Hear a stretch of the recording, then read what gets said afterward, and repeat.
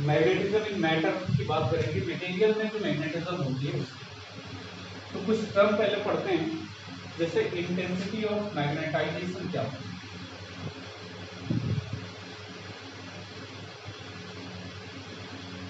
Intensity of magnetisation,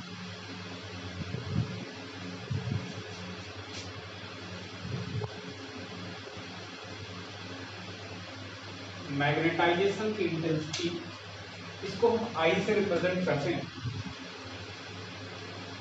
आई। और ये क्या होता है कि इंटेंसिटी ऑफ मैग्नेटाइजेशन, अगर हम क्या करते हैं किसी magnetic field, external magnetic field में कोई भी मैग्नेटिक सब्सटेंस रखते हैं तो उसका जो मैग्नेटिक डाइपोल मोमेंट इंड्यूस्ड होता है, अगर मान लेते हैं इंड्यूस्ड डाइपोल मोमेंट को हम m से लिख रहे हैं, m is the induced dipole moment, induced dipole moment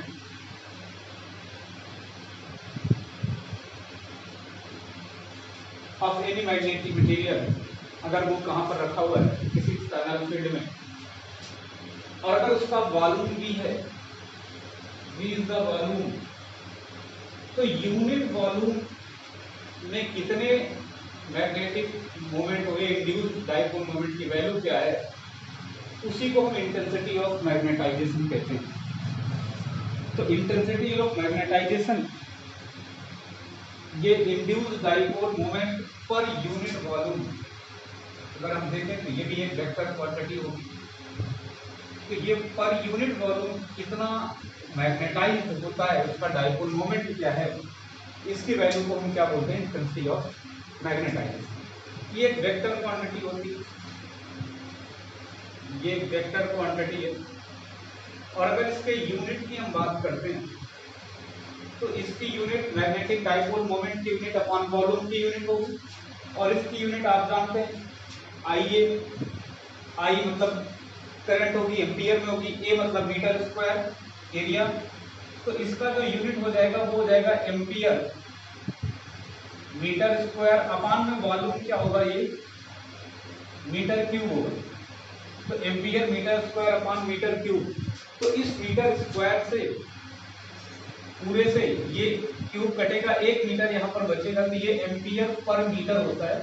it is the unit of intensity of magnetisation, and intensity of magnetization is induced magnetic dipole moment during the magnetization by external field of any magnetic material, तो उसे हम क्या बोल देंगे, intensity of magnetisation. Note करिए इसे।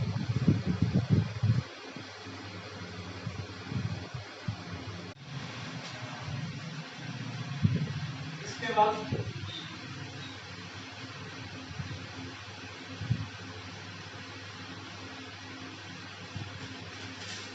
Unit के साथ अगर डायमेंशन भी देखना चाहें इसका, इसका डायमेंशन जो होगा,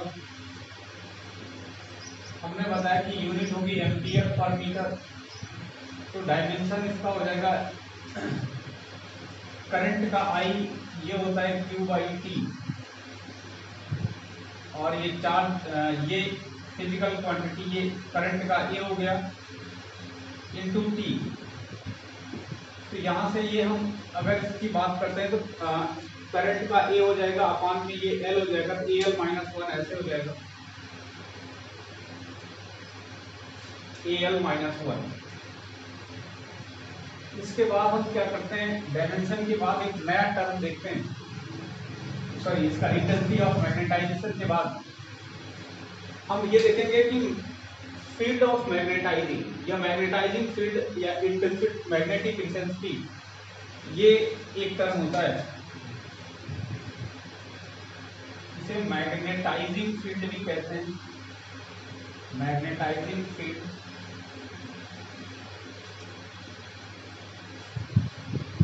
या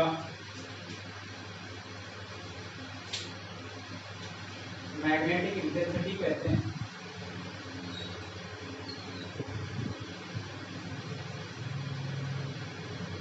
इंटेंसिटी या मैग्नेटाइजिंग फील्ड ऑफ मटेरियल कहेंगे, ये इसे H से रिप्रेजेंट करते हैं, ये बात आपको ध्यान रखना है। H से रिप्रेजेंट करते हैं। और ये जो H होता है ये होता है कि किसी भी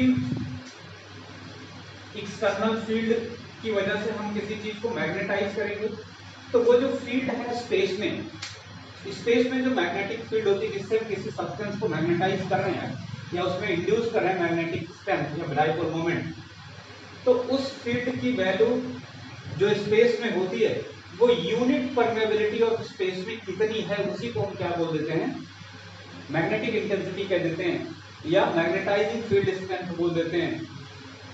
ये सारी चीजें, तो मतलब अगर हम स्पेस में मैग्नेटिक फील्ड को V नॉट से रिप्रेजेंट करते हैं, ये magnetic field in the space,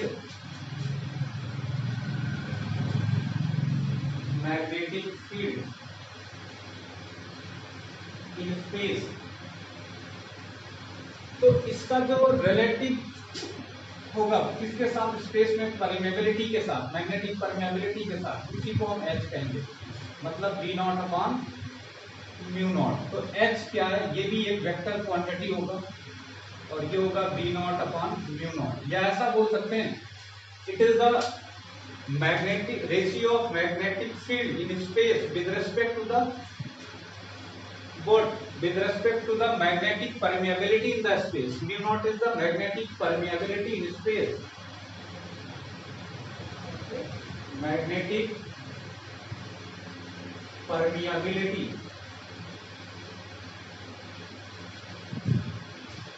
in space. ये स्पेस में मैग्नेटिक परमेबिलिटी है।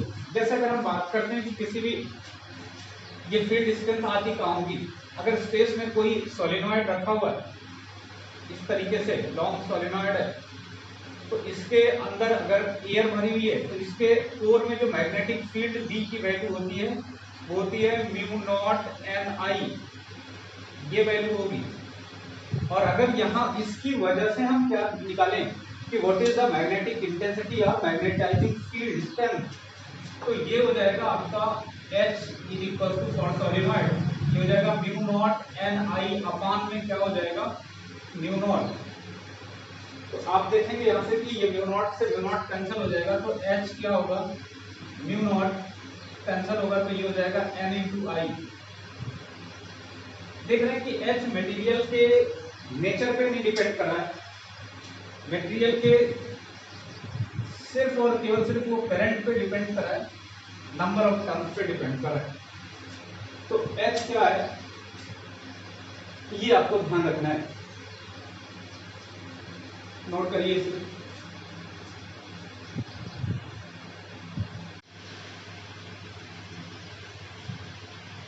तो ये ध्यान रखना है, इसे मैग्नेटिक इंटेंसिटी या मैग्नेटाइजिंग फील्ड या इंटेंसिटी ऑफ मैग्नेटाइजिंग फील्ड ये भी लिख देते हैं कहीं कहीं, intensity of magnetising field H से रिप्रेजेंट करते हैं। तो यहाँ से आप देख रहे हैं कि ये मटेरियल पे डिपेंड नहीं कर रहा है, core of material of the solenoid H does not depend, या लिख लीजिए कि जो ये H है H does not depend core material of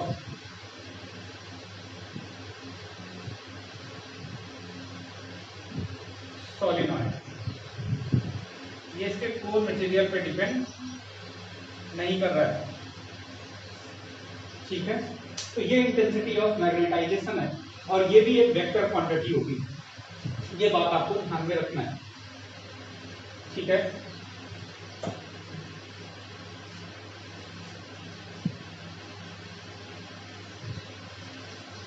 intensity of magnetisation हो गया या मैग्नेटिक इंटेंसिटी बोलते हैं, और हमने आपको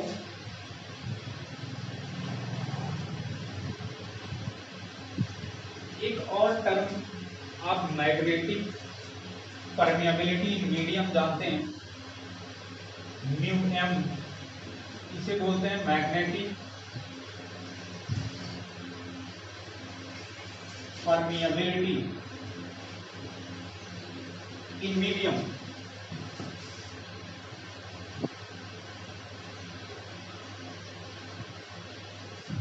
एक दूसरा है म्यू नॉट, ये होता है magnetic permeability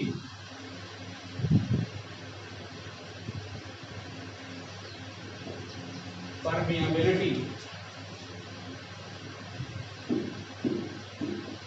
in space vacuum। एक टर्म होता है म्यू आर, इसे बोलते हैं relative magnetic permeability. Magnetic permeability, ये रिलेटिव मैग्नेटिक परमिएबिलिटी है। और अगर यहां से हम म्यू आर की बात करें रिलेटिव मैग्नेटिक परमिएबिलिटी, तो ये होता है magnetic permeability medium with respect to magnetic permeability in the space और वैक्यूम। ये होता है mu r equal to mu m upon mu naught. तो ये आपको relative permeability in the medium, अगर रिलेटिव परमिएबिलिटी आपको बतानी है तो relative permeability of permeability magnetic permeability of the medium with respect to the magnetic permeability of the space, ये हो जाता है आपका रिलेटिव परमिएबिलिटी। ये भी टर्म बहुत इंपॉर्टेंट है और ये आपको ध्यान रखना है।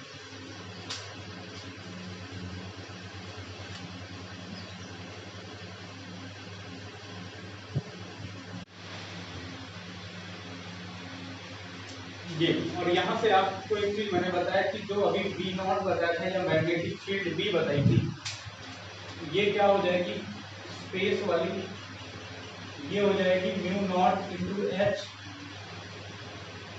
इस तरीके से।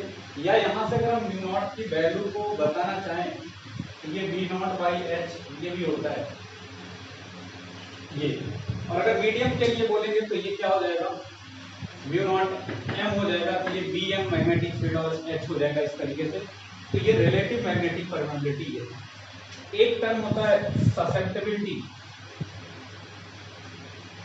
मैग्नेटिक ससेप्टिबिलिटी, और इसको कायम से रिप्रेजेंट करते हैं इस तरीके से। और ये रेशियो होता है इंटेंसिटी ऑफ मैग्नेटाइजेशन का और मैग्नेटिक इंटेंसिटी का। ये सिंपली क्या है ratio of intensity of magnetization, intensity of magnetization, magnetization I से जो रिप्रेजेंट करते हैं, और मैग्नेटिक इंटेंसिटी या इंटेंसिटी ऑफ मैग्नेटाइजिंग फील्ड, दोनों बात बोल सकते हैं। And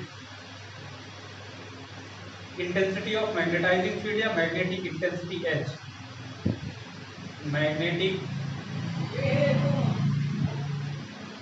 intensity H. तो कायम को अगर हम लिखते हैं तो ये क्या हो जाएगा आई ओवर एच होगा, ये ध्यान रखना है, बहुत इंपॉर्टेंट। और अगर हम इसके बारे में थोड़ा सा भी देखें तो ये दोनों वेक्टर क्वांटिटी डिवाइड हो रही है, तो ये एक स्केलर क्वांटिटी होती है। अगर हम इसकी बात करते हैं कि मैग्नेटिक ससेप्टिबिलिटी क्या होती है, then magnetic susceptibility scalar quantity.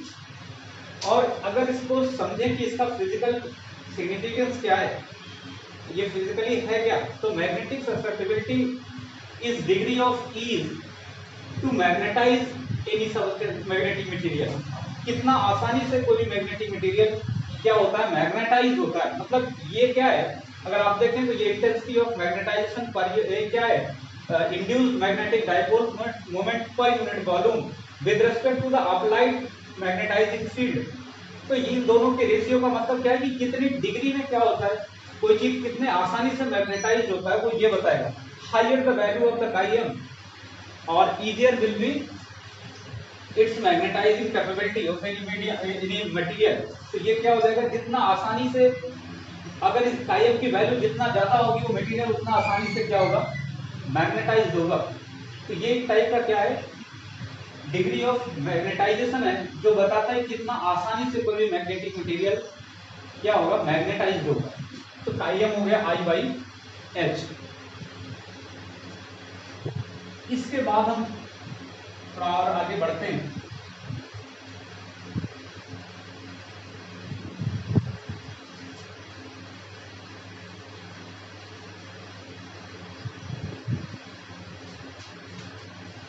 जैसे हमने कोई मैग्नेटिक सब्सटेंस लिया और उसमें मैग्नेटिक फील्ड अप्लाई करी बी नॉट अप्लाई करी, कोई मैग्नेटिक मटेरियल है और उस मैग्नेटिक मटेरियल का जो मैग्नेटिक फील्ड है उसको हमने Bm से रिप्रेजेंट कर दिया और जो अप्लाइड फील्ड है उसको हमने क्या कर दिया B नॉट से।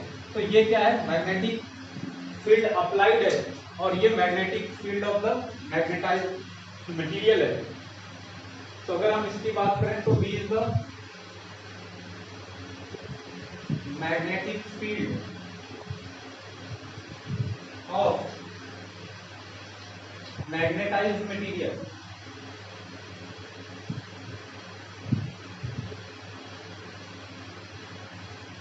और ये मैग्नेटिक फील्ड है जो स्पेस में अप्लाई करी गई है मैग्नेटाइजेशन के लिए, ये मैग्नेटाइजिंग फील्ड है इन स्पेस,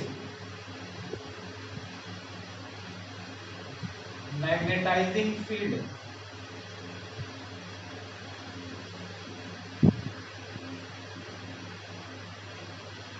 इन स्पेस।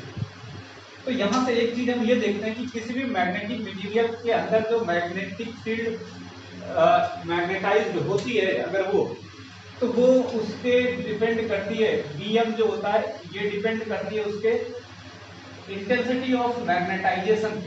जितना हायर अंदर मैग्नेटाइजेशन होगा यूनिट वॉल्यूम पे, जितना ज्यादा डायपोल मोमेंट क्रिएट कर पाएगा फील्ड उतना ज्यादा होगी। और अगर हम यहाँ से ये देखते हैं कि इस फ्री स्पेस में जितना ज्यादा मैग्नेटिक फील्ड होगी, ये किस बात पे डिपेंड करेगी कि उसकी इंटेंसिटी ऑफ मैग्नेटिक फील्ड क्या है। मैग्नेटिक फील्ड की जो इंटेंसिटी है, इंटेंसिटी ऑफ मैग्नेटिक फील्ड मतलब H क्या है, ये उस पर डिपेंड करेगा। तो ये H पे डिपेंड करता है और ये किस पे डिपेंड करता है, इंटेंसिटी ऑफ मैग्नेटाइजेशन I पे डिपेंड करता है। मतलब ये दोनों के डायपोल मोमेंट है, ये फ्री स्पेस में जो मैग्नेटिक फील्ड है उसकी इंटेंसिटी क्या है उस पर डिपेंड करती है। और ये किस पे डिपेंड करती है कि मैग्नेटिक फील्ड की जो इंटेंसिटी है वो अंदर इंड्यूस्ड इंटेंसिटी कितनी है, ये उसके डायरेक्टली प्रोपोर्शनल होती है।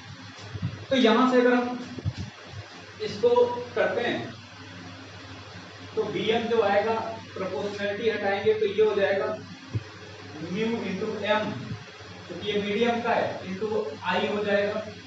और अगर इसकी बात हम करते हैं तो जो बी नॉट है ये हो जाएगा म्यू नॉट इंटू एच, इस तरीके से। और किसी भी मैग्नेटिक सब्सटेंस के अंदर या मटेरियल के अंदर, ये डार्क चल रहा है,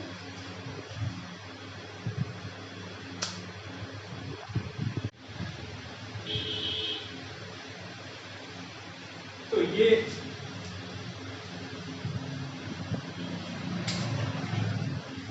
जो हमने अगर कोई भी एक्सटर्नल मैग्नेटिक फील्ड रखी किसी मैग्नेटिक मटेरियल के लिए, तो इसमें अगर इंटेंसिटी ऑफ मैग्नेटाइजेशन की जो फील्ड है या जो स्पेस में फील्ड है उसको हमने बी नॉट से रिप्रेजेंट करा, और इसकी खुद की जो फील्ड है वो किसी भी डायरेक्शन में हो सकती है ओरिएंटेशन के बाद, मैग्नेटाइजेशन के बाद। सपोज दैट कि ये Bm है, तो जो नेट मैग्नेटिक फील्ड आएगी B, वो इन दोनों का वेक्टर सम होगी। अगर सेम डायरेक्शन में है तो ऐड होगा, या किसी भी तरीके से होगा तो वेक्टोरियल सम होगा। मतलब हम उनको क्या करेंगे, वेक्टर सम करेंगे, वेक्टर के तरीके से ऐड कर लेंगे। तो B जो होगा वो हो जाएगा Bm प्लस B नॉट, ये दोनों का वेक्टर सम होगा। और अगर ये दोनों का वेक्टर सम होगा तो यहाँ से जो वैल्यू आएगी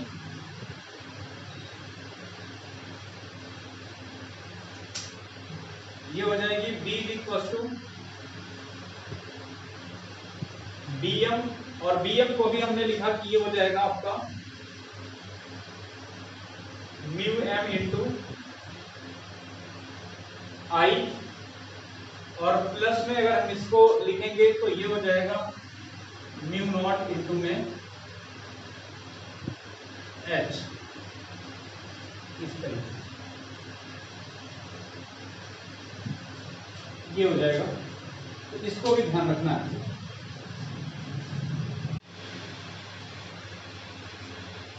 अब यहां से एक चीज ये ध्यान रखना है कि जो मीडियम की होगी है तो ये होती है, लेकिन अगर हम केबल और सेक्योर मैग्नेटिक फील्ड ऐसे रखते हैं तो ये आपका म्यू नॉट आई होगा, और जो मैग्नेटाइजेशन के बाद नेट फील्ड आती है वो नेट फील्ड जो होती है वो बी जो होती है वो म्यू एम इंटू में आई होती है या एच होती है ये। तो ये आपको ये बात ध्यान रखनी है। जैसे ये हमने बी एम करा था जो, तो ये होगा B naught mu naught into I, और ये जो हुआ था ये होगा म्यू नॉट इंटू एच। ये दोनों ध्यान रखना। ये शायद हमने इस पे म्यू नॉट एम इंटू आई कर दिया था, ये म्यू एम इंटू आई, तो ये ध्यान रखना है। तो यहाँ भी क्या होगा, ये म्यू नॉट इंटू आई होगा इस तरीके से, और ये क्या होगा म्यू नॉट इंटू एच होगा, और ये बी नेट जो होगा ये इसके इक्वल होगा। तो यहाँ से हम ये निकाल सकते हैं कि जो बी है ये क्या हो जाएगा, अगर हम म्यू नॉट को कॉमन ले लेंगे तो ये आई प्लस में एच हो जाएगा, आई प्लस एच इस तरीके से हो जाएगा। ये आपको ध्यान रखना, mu naught is equal to I plus H, ये एक फॉर्मूला है, ये इंपॉर्टेंट भी है। ये तो ये सारा नोट कर लीजिए जल्दी से, फिर आगे बताते हैं।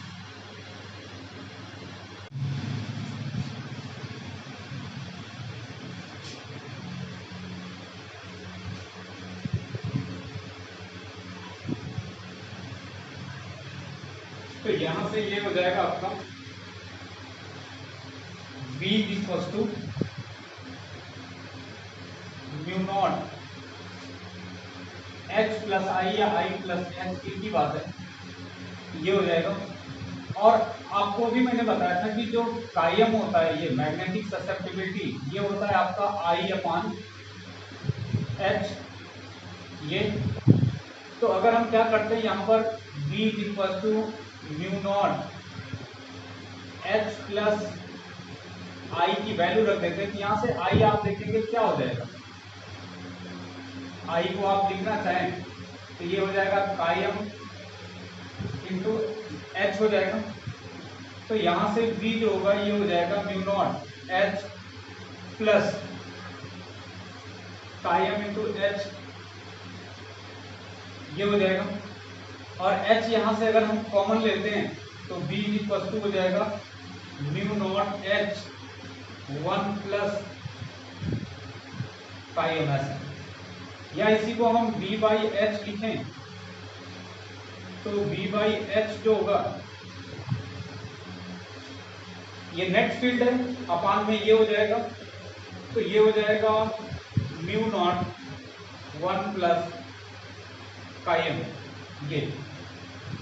और अगर b बाई एच की बात करें तो नेट फील्ड जो होगी, और अपान में अगर हम क्या करते हैं, अब ये मैग्नेटिक मोमेंट सॉरी ये नेट फील्ड है जो मैग्नेटिक मटेरियल के अंदर है, तो ये म्यू एम इंटू क्या होगा, ये म्यू एम इंटू एच होगा, अपान में ये एच होगा, तो ये अगर दोनों कैंसिल होंगे, या इससे पहले भी मैंने बताया था किसी भी मीडियम के लिए जो म्यू एम होता है ये क्या होगा बी बाई एच होगा। तो यहाँ पर ये क्या होगा, इस मीडियम का मैग्नेटिक ये रेशियो जो होगा वो उस मीडियम का, अगर ये फील्ड स्पेस की होती है अपान एच होता, मैंने बताया था कि अगर ये म्यू नॉट है तो ये बी नॉट अपान एच होगा, और अगर ये नेट मैग्नेटिक फील्ड है मीडियम के अंदर स्पेस नहीं है तो ये होगा म्यू एम अपान ये इस तरीके से। तो अब यहां से अगर हम इसको करेंगे तो ये magnetic permeability in the medium होगा, ये म्यू नॉट होगा, ये 1 प्लस कायम होगा इस तरीके से। इसको थोड़ा और सॉल्व करेंगे तो जो म्यू एम अपान में म्यू नॉट हो जाएगा, it is equal to 1 plus कायम। और यहां से आप एक चीज देख रहे हैं कि ये वैल्यू अभी मैंने बताया था रिलेटिव परमेबिलिटी है, म्यू आर को क्या बताया था, ये म्यू एम अपान में म्यू नॉट था, रिलेटिव परमेबिलिटी की डेफिनेशन बताई थी, ये क्या था, मीडियम में magnetic permeability with respect to the space में मैग्नेटिक परमेबिलिटी। तो इसको हम ऐसा भी लिख सकते हैं, ये इंपॉर्टेंट है और बहुत ज्यादा पूछा जाता है कि mu R is equal to 1 plus कायम ये। तो ये रिलेटिव मैग्नेटिक परमेबिलिटी और मैग्नेटिक ससेप्टिबिलिटी के बीच में रिलेशन है, जो बहुत बार एग्जाम में पूछा गया है। तो ये चीज आपको यहाँ से, तो 3 से 4 चीजें मैंने आपको बताई जो आपको ध्यान रखनी है यहाँ पर। एक तो मैग्नेटिक ससेप्टिबिलिटी ध्यान रखनी है, रिलेटिव मैग्नेटिक परमेबिलिटी ध्यान रखनी है, मैग्नेटिक परमेबिलिटी ऑफ मीडियम ध्यान रखनी है, स्पेस में मैग्नेटिक परमेबिलिटी क्या होगा, इंटेंसिटी ऑफ मैग्नेटाइजेशन क्या होगा, मैग्नेटिक इंटेंसिटी क्या होगी, या मैग्नेटिक फील्ड स्ट्रेंथ क्या होगी ये, और इसके अलावा अगर आपको जानना है तो नेट मैग्नेटिक फील्ड क्या होगी। तो ये वेक्टर सम होगी किसका, जो स्पेस में मैग्नेटिक फील्ड और जो मटेरियल की मैग्नेटिक फील्ड है, उन दोनों का वेक्टर सम करेंगे तो वेक्टर रिजल्टेंट जो होगा वही होगा। तो ये तो मटेरियल के अंदर हम क्या करते हैं, किसी चीज को मैग्नेटाइज करते हैं, तो ये सारी चीजें, ये कुछ टर्म है जो हम क्या करना चाहिए, आने चाहिए। इसके बाद हम नेचर ऑफ मैग्नेटिक मटेरियल या नेचर ऑफ मटेरियल पढ़ते हैं कि कौन कौन से नेचर के मैग्नेटिक या मटेरियल होते हैं, या मैग्नेटिक उनका नेचर क्या होता है किसी मटेरियल का। इसे नोट करिए, फिर बताते हैं।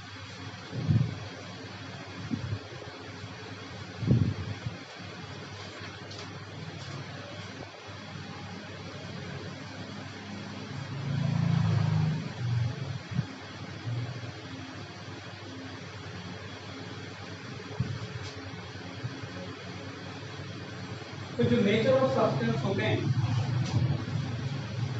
या मैग्नेटिक बिहेवियर ऑफ सब्सटेंस की बात करें,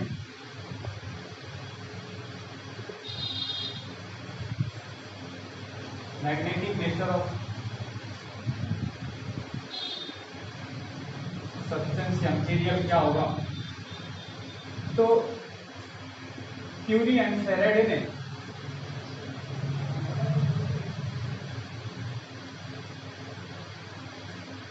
इन्होंने जो सब्सटेंस है उनको 3 तरीके से क्लासिफाई करा है।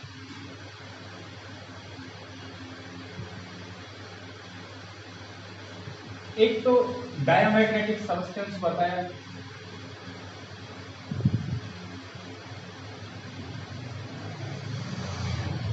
दूसरा पैरामैग्नेटिक बताया, और तीसरा फेरोमैग्नेटिक।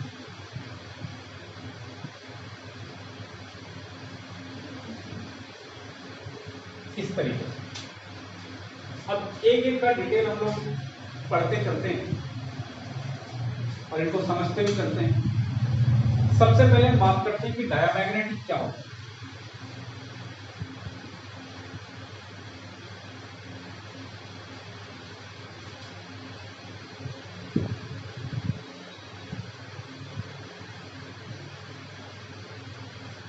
देखिए, जो मैग्नेटिक मोमेंट होता है किसी भी सब्सटेंस के अंदर, उसका जो रीजन होता है वो मैग्नेटिक डायपोल मोमेंट ये इस वजह से होता है कि जो एटम होता है, कोई भी जो सब्सटेंस जिस एटम से बना हुआ है, उस एटम के अंदर जो revolving electron around the nucleus, वो रिवॉल्विंग इलेक्ट्रॉन न्यूक्लियस के अराउंड क्या करते हैं, सर्कुलर ऑर्बिट में रोटेट करते रहते हैं।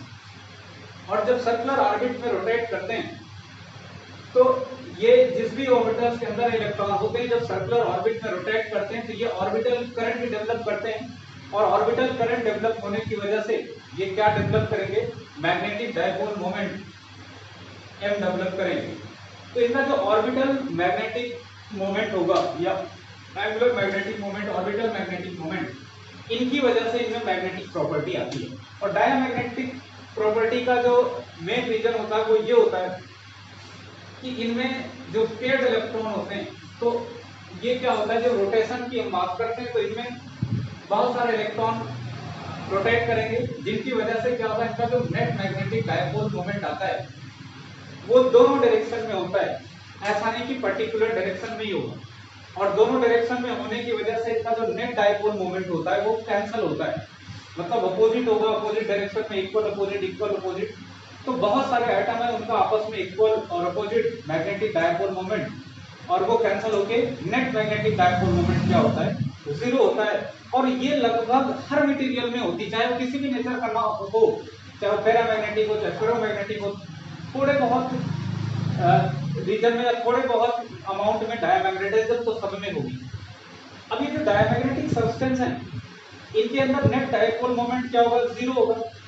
अगर हम इस सब्सटेंस को हम किसी एक्सटर्नल मैग्नेटिक फील्ड के अंदर रखें, अगर हम कोई फील्ड अप्लाई करते हैं, तो जब हम फील्ड अप्लाई करते हैं तो इनके जो डाइपोल मोमेंट होते हैं वो जिस डायरेक्शन में हम फील्ड को अप्लाई करते हैं उस डायरेक्शन के जो डाइपोल मोमेंट होते हैं उसके ऑपोजिट डायरेक्शन में जो इंड्यूस्ड डाइपोल मोमेंट अलाइन होते हैं वो बहुत स्ट्रांग हो जाते हैं, और स्ट्रांग होने की वजह से उसको अपोज करते हैं और या तो बहुत कम कर देते हैं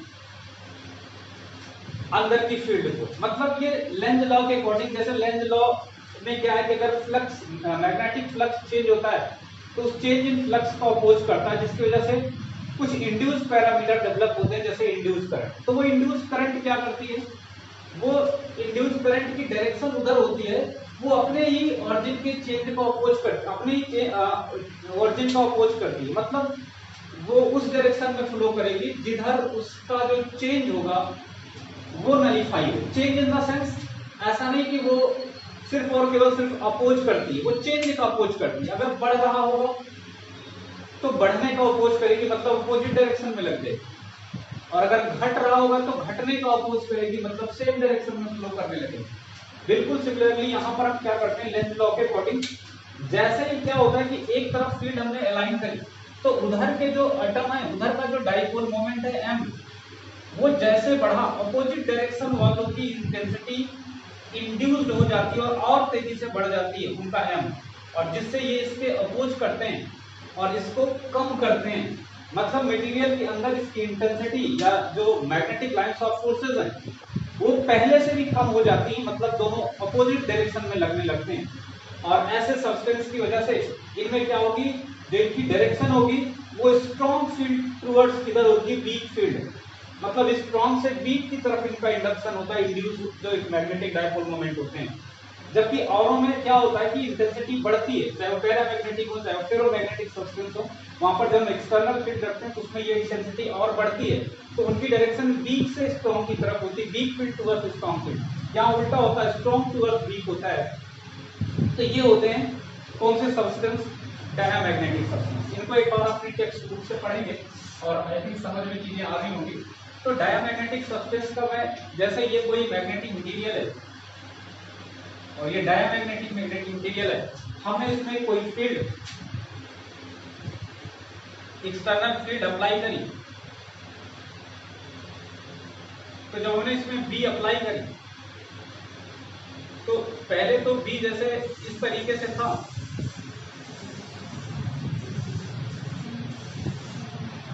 इसमें और मैग्नेटिक स्ट्रेंथ कम होगी इस तरीके से, और अगर पहले स्ट्रेंथ ज्यादा रही हो तो सब्सटेंस से गुजरने के बाद स्ट्रेंथ क्या हो जाती है, कम हो जाती है। ये डायनामैग्नेटिक है, ये डायनामैग्नेटिक सब्सटेंस, मतलब इनके अंदर जो मैग्नेटिक लाइंस ऑफ फोर्सेज होती है मटेरियल के अंदर, अगर हम एक्सटर्नल फील्ड भी यहाँ पर अप्लाई करें तो जो अंदर की फील्ड है वो इनका डिफरेंस हो जाती है, मतलब और भी कम इलेक्ट्रिक लाइंस ऑफ फोर्सेज होती है, कंसंट्रेटेड फील्ड की और डिक्रीज कर जाती है, कम हो जाती है। ये बात आपको ध्यान रखनी है। तो ये जो मैग्नेटिक लाइंस ऑफ फोर्सेज हैं वो एक्सपेल करी जाती हैं इस मैग्नेटिक सब्सटेंस के द्वारा।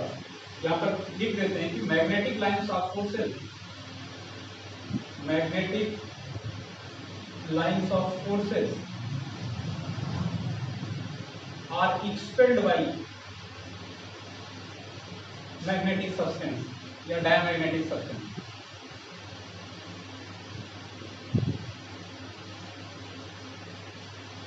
अट्रैक्ट नहीं होती, एक्सपेल्ड करती हैं, बाहर कर देती, कम हो जाती है। तो यहां से आप ये देखेंगे कि जो नेट मैग्नेटिक फील्ड है बी, नेट मैग्नेटिक फील्ड जो यहां पर आ रही है और जो स्पेस में मैग्नेटिक फील्ड है इससे भी ये कम हो जाएगी। अगर स्पेस में मैग्नेटिक फील्ड ऑफ इंटेंसिटी होती तो ये होती बी नॉट, इतनी कंसंट्रेटेड, और मटेरियल में आने के बाद ये क्या हो जाएगी, इससे भी कम हो जाएगी।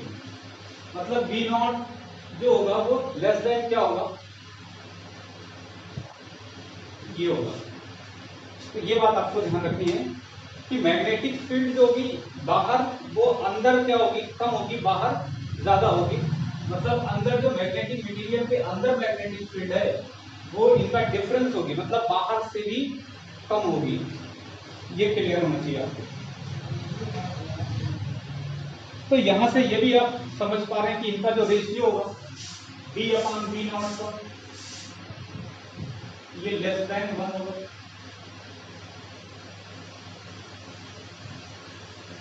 और यहां से अगर हम इन दोनों में बात करें तो ये नेट मैग्नेटिक फील्ड जो अंदर होगी ये μm इंटू एच होगी और ये μ0 इंटू एच होगी। तो इसको इससे कैंसिल करेंगे तो आप देखेंगे कि म्यू जो अंदर मैग्नेटिक मटेरियल का परमेबिलिटी है वो लेस होगा डायमैग्नेटिक सब्सटेंस की। या अगर इसी को हम और देखें तो रिलेटिव परमेबिलिटी जो होगी वो भी 1 से कम होगी। अगर यहाँ से μm अपान में μ0 करें तो ये लेस देन 1 होगी। और इसी को हम क्या बोलते हैं, इसी चीज को हम कहते हैं रिलेटिव परमेबिलिटी μr। तो μr is less than for the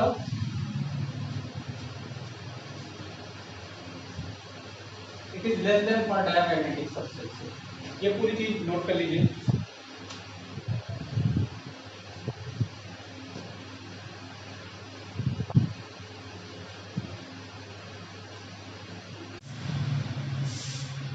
तो यहाँ से जो मैग्नेटिक परमेबिलिटी होगी, रिलेटिव मैग्नेटिक परमेबिलिटी वो लेस देन 1 होगी। या आप ये भी लिख सकते हैं इसको कि μr जो होगा वो होगा 1 प्लस m। और अगर ये लेस देन 1 है तो आप देखेंगे कि ये अगर लेस देन 1 है μr, रिलेटिव परमेबिलिटी ये लेस देन 1 है और ये वैल्यू इधर जाएगी तो ये -1 होगी और ये लेस देन 1 है। इसका मतलब m क्या होगा, ये हमेशा नेगेटिव आएगा। तो m की वैल्यू जो होगी वो ऑलवेज लेस देन 0 होगी, मतलब ये नेगेटिव वैल्यू आएगी। इसकी वैल्यू क्या होगी, नेगेटिव होगी फॉर डायमैग्नेटिक सब्सटेंसेस। तो यहाँ से 3 से 4 चीजें ये ध्यान रखनी है आपको। एक तो क्या कि जो B होगा ये लेस देन B0 होगा, या हम ये कह सकते हैं कि B/V0 it is less than 1 होगा। और इससे भी ज्यादा इंपॉर्टेंट बात ये कि जो म्यूएम होगा वो लेस देन μ0 होगा, या जो μm ये दूसरी चीज। और तीसरी चीज ये होगी कि जो μr होगा it is also less than 1। और इससे रिलेटेड ये कि m जो होगा वो लेस देन 0 होगा, मतलब नेगेटिव होगा। ये नेगेटिव वैल्यू होगी, ये बात आपको ध्यान रखना। अब अगर आपको ये भी अंदाजा लगाना हो कि कितनी होगी, मतलब रेंज इसकी कहां से कहां तक लाई करेगी, तो इसकी रेंज की अगर हम बात करते हैं तो ये आप देखेंगे कि ये इधर जाएगा तो -1 होगा। और अगर इसकी वैल्यू क्या है कि ये 1 से कम है, तो 1 से कम अगर बहुत कम हुई तो 0 हो सकती ज्यादा से ज्यादा। इसका मतलब ये अगर मिनिमम होगा तो डायमैग्नेटिक सब्सटेंस के लिए तो -1 होगा टोन कायम। ये -1 से या तो फिर बड़ा होगा या बहुत ज्यादा होगा तो इक्वल हो जाएगा। लेकिन हमेशा ये बात ध्यान रखना है कि ये 0 से तो कम ही होगा, मतलब नेगेटिव तो इसको होना ही है। तो ये 0 से लेस होगा, मतलब इसकी अगर रेंज डायमैग्नेटिक सब्सटेंस के लिए हम देखें तो डायमैग्नेटिक सब्सटेंस के लिए इसकी जो रेंज है वो क्या है कि ये -1 से 0 के बीच में लाई कर रहा है। -1 और 0 से 0 के बीच में लाई कर रहा है कायम। या आप ये बोल सकते हैं कि जो कायम होगा या मैग्नेटिक ससेप्टिबिलिटी होगी ये नेगेटिव होगी फॉर द डायमैग्नेटिक सब्सटेंस। तो नोट करिए इसे।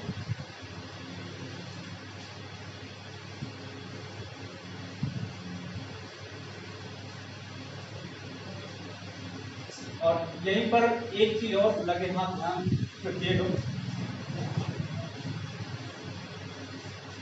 कि जो टेम्परेचर का इफेक्ट है,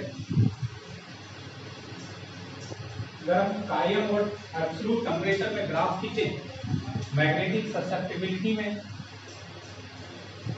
और एब्सोल्यूट टेम्परेचर T में अगर हम ग्राफ ड्रा करते हैं तो इसकी वैल्यू तो नेगेटिव होगी पाई एम की, लेकिन ये टेम्परेचर पर अफेक्ट नेगेटिव में बना भी रहा हूं, लेकिन ये टेम्परेचर पे अफेक्ट नहीं डाले, मतलब टेम्परेचर से ये अफेक्ट नहीं करेगा, इस पे कोई भी अफेक्ट टेम्परेचर पर नहीं पड़ेगा, मतलब टेम्परेचर पे डिपेंड नहीं करेगा ये। और चाहे स्मॉल एक्सटेंट में ही सही, लेकिन सारे सबस्टेंस में थोड़ा बहुत डायमैग्नेटिक प्रॉपर्टी होती है, ये यूनिवर्सल प्रॉपर्टी है। अगर हम बात करें तो डायमैग्नेटिक प्रॉपर्टी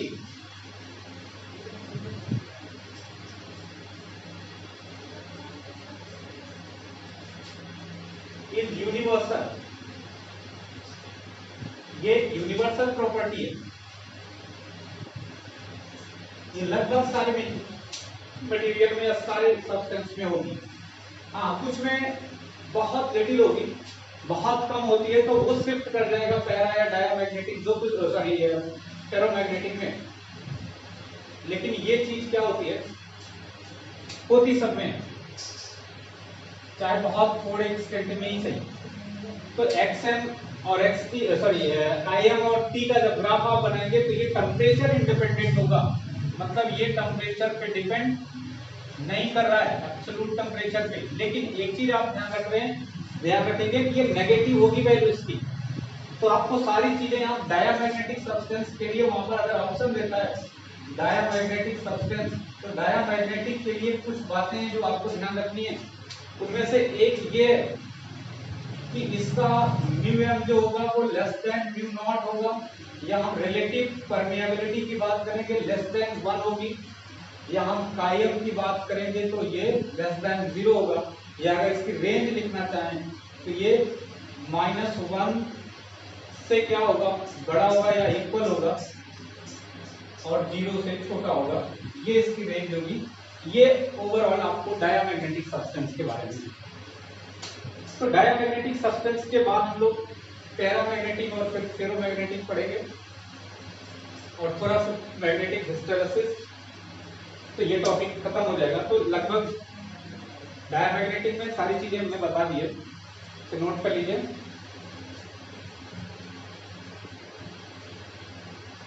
ये डायमैग्नेटिक लिखा हुआ है,